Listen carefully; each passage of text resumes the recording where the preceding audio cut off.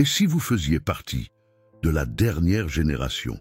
Cette simple question peut sembler choquante, presque irréelle, mais elle résonne profondément chez des millions de croyants à travers le monde.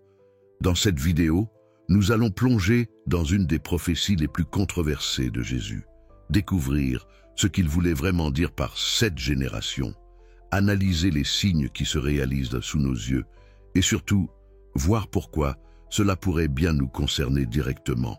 Car il y a 2000 ans, Jésus a prononcé une parole qui continue de bouleverser. En vérité, je vous le dis, cette génération ne passera pas que tout cela n'arrive. Matthieu 24, 34. Mais quelle était cette génération? Est-ce qu'elle était celle des apôtres ou est-ce nous? Et si les prophéties de Jésus étaient en train de se réaliser ici et maintenant? Et si vous étiez destiné à être témoin du plus grand événement de l'histoire humaine? Imaginez la scène. Jésus et ses disciples quittent le temple de Jérusalem. C'est un bâtiment majestueux, symbole de foi et de fierté pour tout Israël. Les disciples, émerveillés, admirent ces pierres immenses, ces dorures éclatantes. Mais Jésus brise soudain leur émerveillement avec une déclaration qui les glace. Vous voyez tout cela? En vérité, je vous le dis, il ne restera pas ici pierre sur pierre qui ne soit renversée. Le choc est total. Le temple, détruit, c'était inimaginable pour eux. Plus tard, troublés, les disciples viennent en privé demander à Jésus, « Dis-nous, quand cela arrivera-t-il ? Et quel sera le signe de ton avènement et de la fin du monde ?» Dans leur esprit, tout semblait lié. Mais Jésus avait en vue un plan bien plus vaste, un plan éternel, qui dépasse toutes les attentes humaines. C'est à ce moment-là que Jésus leur révèle un des discours les plus bouleversants de tout le Nouveau Testament. Il parle de l'avenir, d'un avenir où l'humanité sera secouée jusque dans ses fondations. Prenez garde que personne ne vous séduise, car plusieurs viendront sous mon nom disant « C'est moi le Christ » et ils séduiront beaucoup de gens. Matthieu 24, 4, 5. Depuis 2 millénaires, combien de faux messies se sont levés? Combien de doctrines étranges ont séduit des foules entières? Puis Jésus continue. Vous entendrez parler de guerre et de bruit de guerre. Une nation se lèvera contre une nation et un royaume contre un royaume. Aujourd'hui, les conflits et les tensions internationales ne cessent d'augmenter. Chaque journal, chaque écran nous bombarde d'alertes, affrontements, famines, catastrophes naturelles, pandémies. Mais ce n'est que le commencement des douleurs. Jésus avertit aussi d'un autre danger, et parce que l'iniquité se sera accrue, l'amour du plus grand nombre se refroidira. Matthieu 24, 12. Regardez autour de vous. La haine, la division, l'indifférence. Cela ne vous semble-t-il pas familier? Sommes-nous déjà entrés dans ce temps où l'amour se refroidit? Et puis Jésus donne une image, une clé spirituelle. Apprenez la parabole du figuier. Dès que ses branches deviennent tendres et que les feuilles poussent, vous savez que l'été est proche. Mais pourquoi le figuier? Dans la Bible, le figuier représente souvent Israël. Et voici un fait qui bouleverse. Pendant près de 2000 ans, Israël n'existait plus comme nation. Le peuple était dispersé, la langue hébraïque presque morte, la terre stérile. Puis, soudainement, un événement inimaginable. Le 14 mai 1948, en un seul jour, Israël renaît en tant qu'État. Exactement comme le prophète Isaïe l'avait annoncé. Une nation peut-elle naître en un seul jour? Ésaïe 66, 8. Et ce n'est pas tout.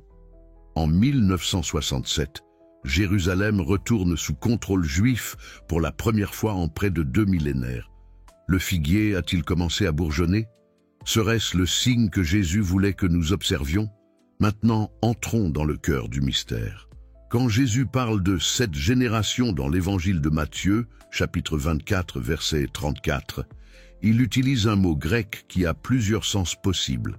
Le mot « géna » peut signifier une génération littérale, celle vivant à un moment précis, un peuple ou une lignée spirituelle qui traverse les âges, ou même un type d'humain aux caractéristiques particulières.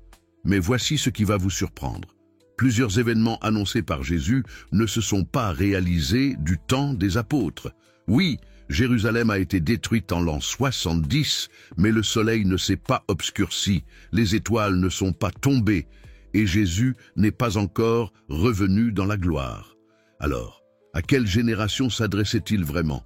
C'est à la génération qui verra apparaître les signes prophétiques, la génération qui vivra le commencement des événements décrits, celle qui verra la figue bourgeonner, la nation d'Israël renaître et les cieux s'agiter.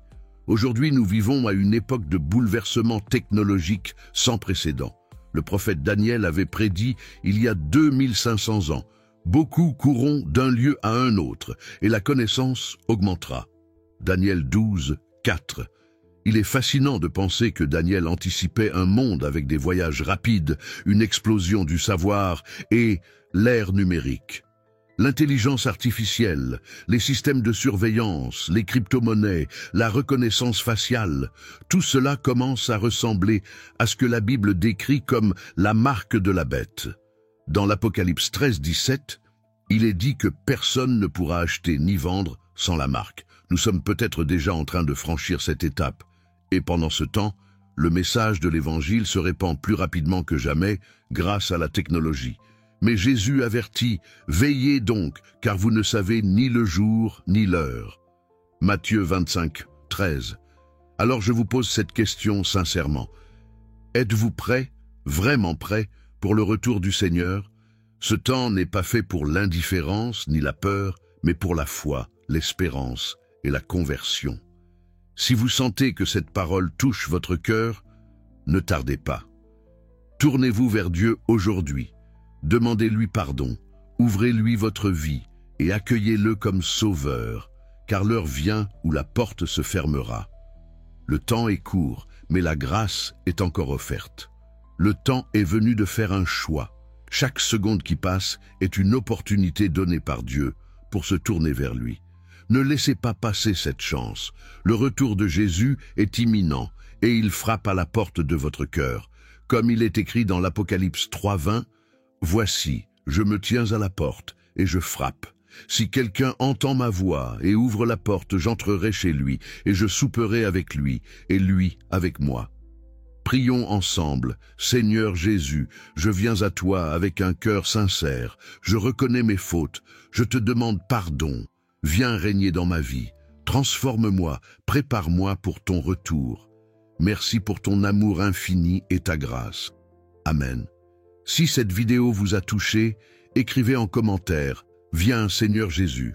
N'oubliez pas de liker, de vous abonner et de partager cette vidéo avec ceux qui ont besoin d'entendre ce message.